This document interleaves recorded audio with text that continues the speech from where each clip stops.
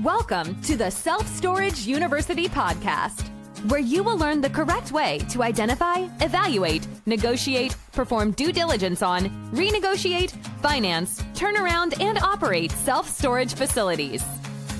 And now, here is your host, a partner in one of the largest real estate portfolios in the U.S. with nearly $1 billion of holdings, Frank Rolfe. The customer is king. We all know that. This is Frank Rolfe, the Self-Storage University podcast. But the question is, if the customer truly is king, if they're wearing the crown, what do they really want? What can I do to make my kingly customer infinitely happy? Because I know what great things that will do for my business. Well, the first thing that I think most customers really want is they want a clean, safe, and organized environment. That's what we all want, right? So if we're going to go and store something, if we're going to trust placing our goods paid for with our own hard-earned money, we want the feeling of security that they'll be there when we go back to retrieve them. And we also want to believe that the facility is clean and well organized because it's well managed, right? When we're making our decision to store something of value, we want a good, natural vibe that we've done the right thing.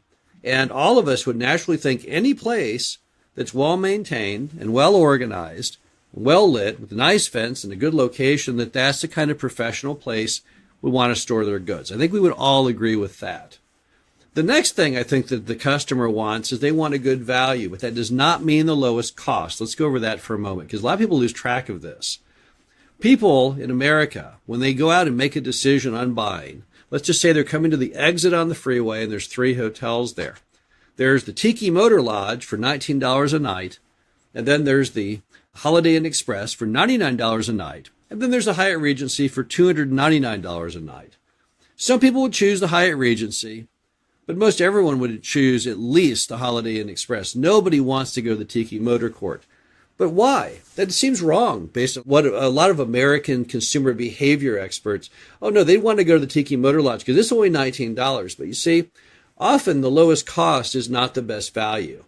In that example, the Tiki Motor Lodge might be filthy. It might be dangerous. We don't know what could happen there. So the average consumer isn't going to even put that on their level of possibility. So they're not really after the lowest cost. Let's go ahead and chalk that up to the malarkey that people obviously would know who are in business. What they want is they want a great value. They don't mind paying up if they're getting something that's worthy of paying up. Now, if there were 2 Tiki Motor Lodges right beside each other, one was $19 and one was $75, then if they're identical, people might go for the 19 because they figure if I'm going to catch a disease and be shot through the wall of the motel, I guess it doesn't matter which one I'm at. But in most cases, people always want to go for the thing they find to be the better value. I think that's true of all of us. Another thing that all customers want is they want constant affirmation of their buying decision. We all need this. We need to be constantly stroked and reminded that what we did was the right thing to do. Now, how do we give customers this constant affirmation? Well, by continuing to make sure that that facility is clean and safe and organized. That's one good way.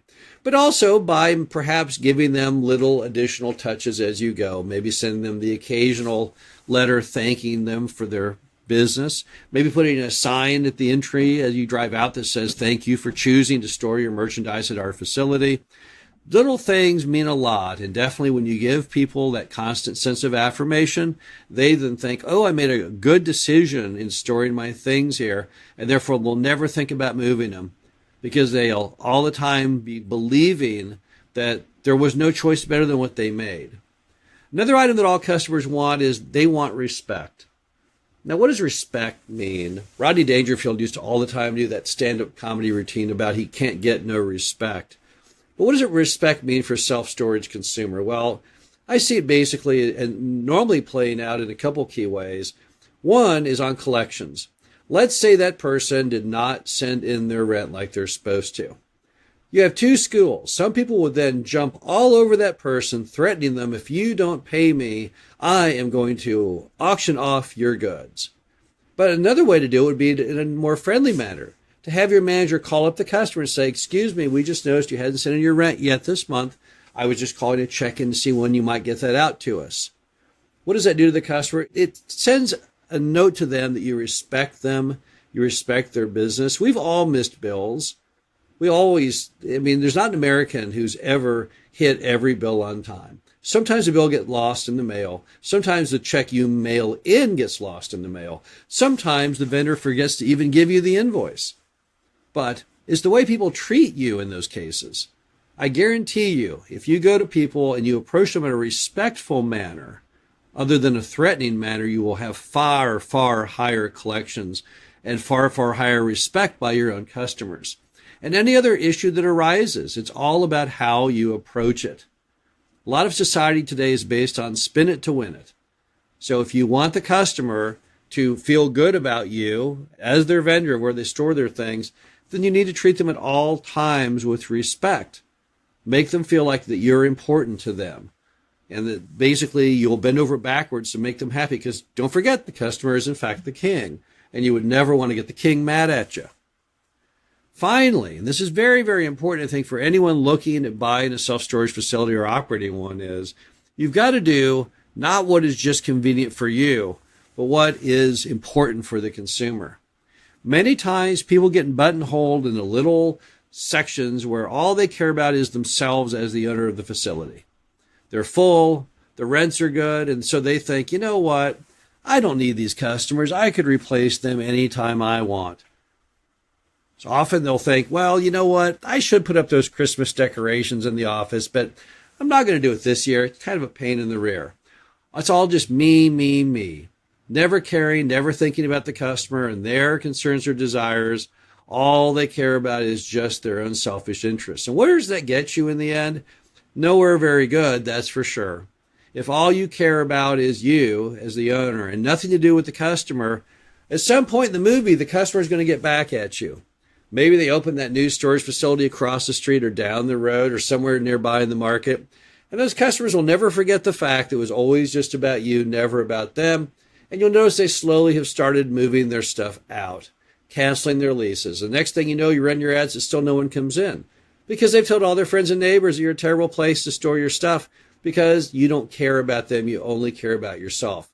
And when you finally realize that, I made a terrible error here, I should have cared about my customer from the beginning, it's too late. Your business is already ruined by bad social media reviews and very negative customers who want nothing more to do with you. It's very, very hard to cure it when you've done that to yourself. And the way you did it was you never thought enough about the customer. Again, the customer is the king. The customer is your boss. The customer said is the only one out there who can tell who we will and will not get paid all the way up the top, all the way up to Sam Walton. Just that simple customer, that little person who went into Walmart, who bought that thing or the light bulb or the CD, whatever the case was. That consumer had the ability to fire Sam Walton, to shut the entire Walmart enterprise down. They didn't, of course, but they did other competitors of Walmart. Look at Kmart. Where is it today compared to where it used to be? That's where Walmart got the name Walmart, as they copied Kmart. However, they serviced the customer and gave them what they wanted, while Kmart didn't. Kmart, all they thought about was them, what was convenient for them, profitable for them. The stores became over time filthy. They didn't have enough consumers, workers in the aisles to help people. And over time, basically people stopped shopping there, and the rest is history. You see those abandoned Kmart stores all over America when you drive around. So it's always very important that all of us in the self-storage industry acknowledge at all times that what customers really want is a clean, safe, and organized environment, a good value, not the lowest cost, a good value, constant affirmation of their decision so that they know they did do the right thing and that they don't have to think about moving their stuff because where they have it is the best it can be. Dealing with them always in terms of respect on any issue, good or bad, collections particularly. There's no reason to ever approach a customer in a negative manner.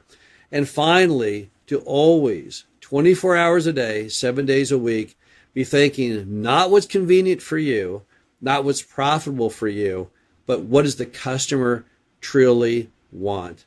When you treat customers right, you'll always hit your budgets. You'll always have the revenue you desired. You'll always get good social media reviews. Everyone will love you. The banks will love you. Future buyers will love you. The appraiser will love you. There's so much love. It's like Woodstock back in the 60s.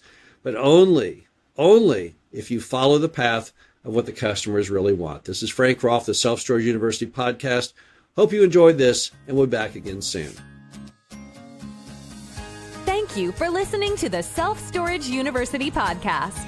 Be sure to visit us at ssupodcast.com, where you can learn the correct way to identify, evaluate, negotiate, perform due diligence on, renegotiate, finance, turnaround, and operate self-storage facilities.